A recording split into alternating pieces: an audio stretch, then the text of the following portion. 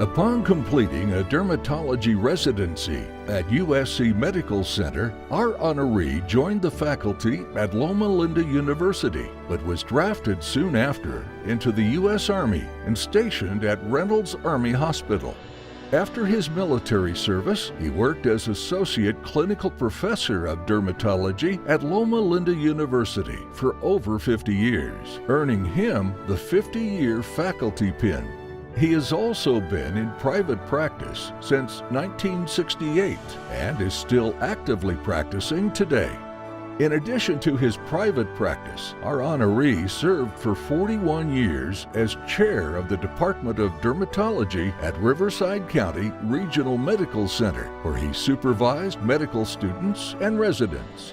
He says that teaching residents has been the most rewarding part of his professional career. Since 1980, our awardee has been a continuous officer of the Alumni Association. He enjoys being actively involved and has held various positions, including president of the association and chair of multiple councils. He received the Einer Sheld Ritchie Presidential Award in 2012. In addition to his professional responsibilities, our honoree is an active member of Redlands SDA Church. He and his wife, Dixie, have 4 children, Greg, Brian, Barry, and Kara. Their oldest son, Greg, class of 1987, passed away in 2013. Their son, Barry, class of 1993, is chief of orthopedic surgery at the VA hospital. Our honoree enjoys several sports, including golf, skiing, tennis, and softball. He is also a poet with a sense of humor and believes that a little silliness in life is always good. Please give a warm welcome to our honoree from the class of 1962, Dr. Hubert C. Watkins. Well, first of all, I'd like to say that at no time during my remarks am I going to say, they save the best for the last. I promise not to say that. Abraham Lincoln had it wrong when at Gettysburg he said, the world will little note or long remember what we say here, and I've just proved that he was wrong. But for the rest of us, it was probably prophetic. But I would like to tell you what this award means to me. I wish I could see you, but I'm as blind as a bat. The award to me is one of the finest things that can happen to a Loma Linda University School of Medicine alumnus. Actually, I never expected to graduate from Loma Linda University School of Medicine. In the fall of 1958, 96 of us arrived at Loma Linda, bright-eyed, eager, expecting after 4 years to graduate as the class of 1962 of the College of Medical Evangelists, which we did study studiously for 4 years, and in 1962 did graduate as the first class of Loma Linda University School of Medicine. When we came, Loma Linda University was an unannounced work in progress, and it indeed has been an honor to spend my career largely associated with Loma Linda. I should tell you that I was more than a little surprised when I learned I was being considered for this award, because I've been on the committee to select honored alumni for so many years that I've lost count, and I know how high the bar is set.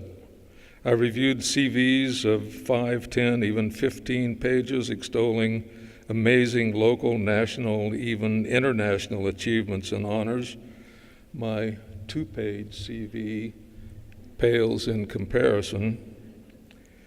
But those 2 pages are full of memories of tasks, responsibilities that I've been privileged to be involved in, to actually enjoy over the past 40 to 50 years. All of that to me seemed honor enough.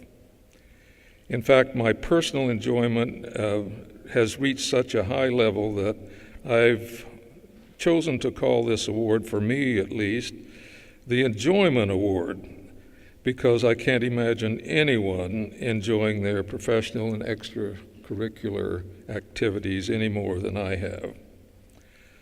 Something else about that CV, as I reviewed the updated version, I noticed an entry that I hadn't provided. It was only one word, a very short word, a four-letter word, in fact. It simply said, poet. Now, it's true I've written some poetry. In fact, I've written a lot of poetry. Some of it better than others, some published, most of it not. Not long ago, I wrote one for a milestone birthday, and with your kind permission, I'd like to share just a few lines. I don't think anyone else has done poetry, but at our past president's meeting, when I learned that I was to be given this award, your honorable master of ceremonies said, "Hey, Hugh, are you going to do a poem?" And I said, certainly. So I assumed that was licensed to go ahead and do a little bit of poetry. It's for the intellectual crowd, you know, so if you recognize the poetry, I will assume that you are the most erudite of the group. I'm including some of this poetry because it says thank you in the way I would like to do that tonight. With apologies to Milton, who of course was a real poet who was preoccupied with light because so much of his life was in darkness. I seem to be preoccupied with life because that is what I enjoy. So it begins this way. When I consider how my life is spent, near half my days are already went.